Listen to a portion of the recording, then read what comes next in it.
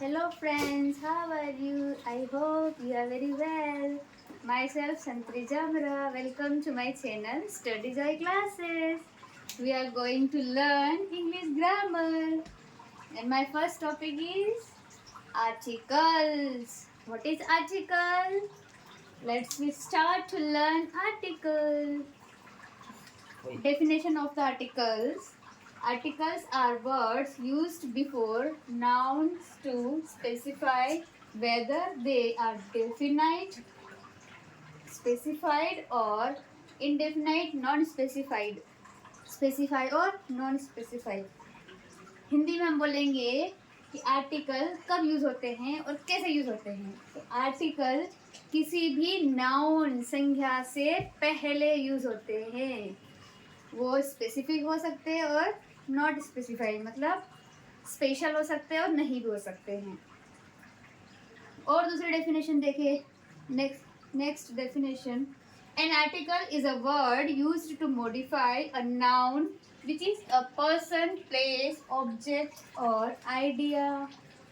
मतलब इन सबको बताने के लिए, ये नाउन है, इन सबको बताने से पहले कितने लोग हैं वहाँ पर हम क्या यूज करते हैं, article.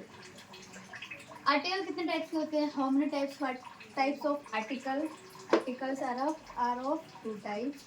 Definite articles, indefinite articles. What do you mean by definite articles? Definite article, example of definite article is the definite articles refers to a specific noun that is already known.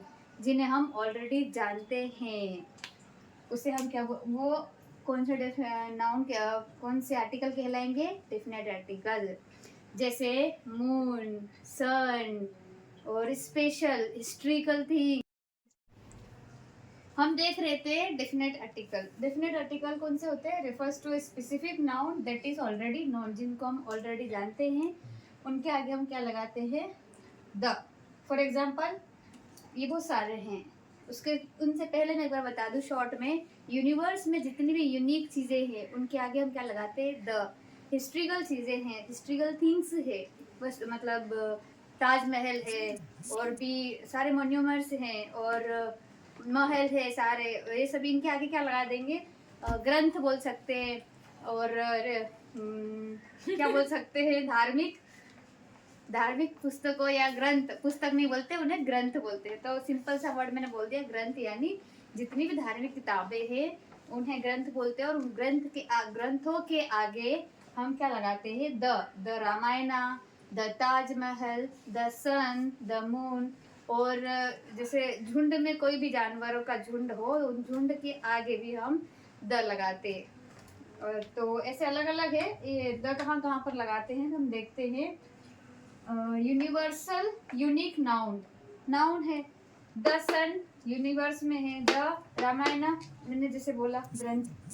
Before plural noun से पहले use होते हैं. For example specific group of things. कोई special एक चीजों के group के आगे हम लगाते हैं the kangaroos of the zoo के सारे कंगारूज की एक साथ हम बात कर रहे हैं. सुपरलेटिव और ऑर्डिनल, जितनी भी डिग्री होती है, कंपैरेटिव डिग्री होती है, सुपरलेटिव डिग्री होती है, तो जो सुपरलेटिव डिग्री है उनके आगे हम लगाते हैं the tallest man, the tallest building, the largest thing. अब थिंग कुछ भी हो सकती है, उसको हम बोलते हैं सुपरलेटिव. ये सॉरी, सुपरलेटिव और ऑर्डिनल के सामने. ये द वॉल्फ इसका नहीं है, द वॉल्फ इसके आगे लगेगा. विथ प्रॉपर नाउन, कोई भी स्पेशल चीज होती है उसके आगे हम लगाते हैं प्रॉपर नाउन के. ये इतने सारे हैं और मैंने शॉर्ट में एक्सप्लेन कर दिया कि कोई भी यूनिक चीज होती है उसके आगे हम लगाते हैं द. अब हम देखेंगे इनडेफिनाइट आर्टिकल. इनडेफिनाइट आर्टिकल के एग्जांपल कौन है? ए और एन. ए कहाँ यूज होता है?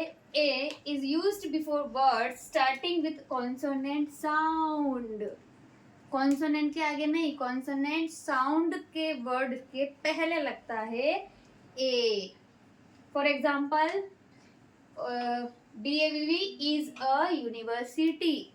बहुत सारे लोग क्या करते हैं? ए बोल देते हैं वॉवल्स, जो वर्ड वॉवल से स्टार्ट हो रहा हो उससे पहले हम एन लिख लेंगे या एन पढ़ेंगे, लेकिन यहाँ पर ए आ रहा है। क्यों आ रहा है? क्योंकि हम वॉवल्स के ऊपर ध्यान नहीं देंगे, वोवल साउंड के ऊपर ध्यान देंगे, तब जाके एन आएगा, अदरवाइज ए आएगा। यहाँ पर साउंड क्या वोवल साउंड आ रहा है? नहीं, यहाँ पर क्या है? कॉन्सोनेंट साउंड है। हम इसको बोलेंगे the university, this is consonant.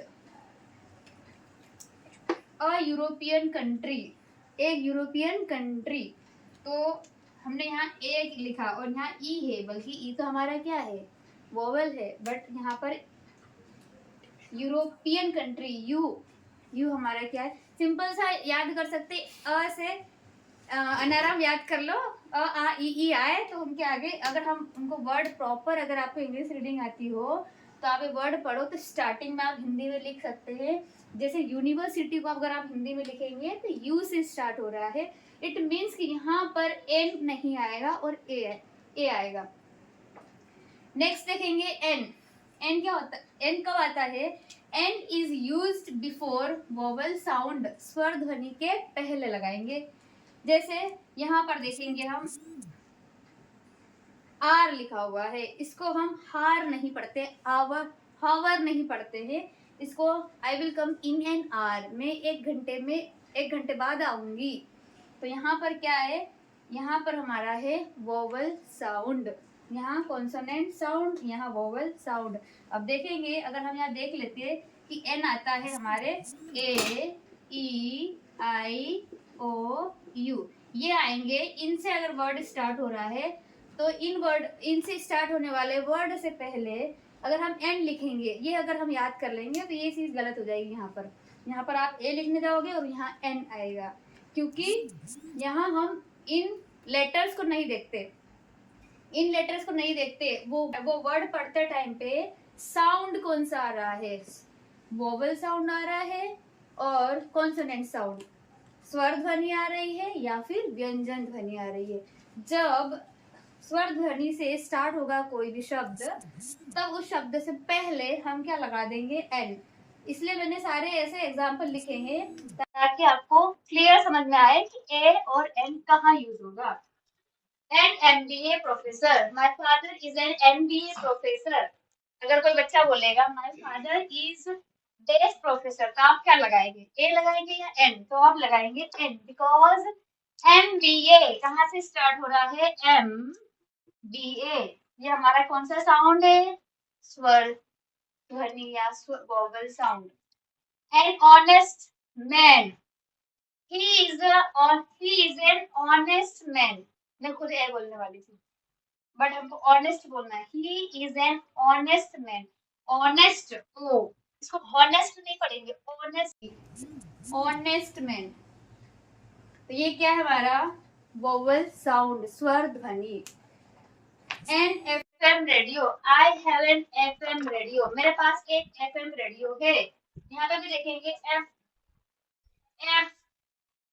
ऐसा लिखेंगे एफ, यहाँ पर हमारा कॉन्सोनेंट है, बट हम उसके साउंड देखेंगे तो वोवल साउंड है, इसलिए इसके पहले क्या आया? एन।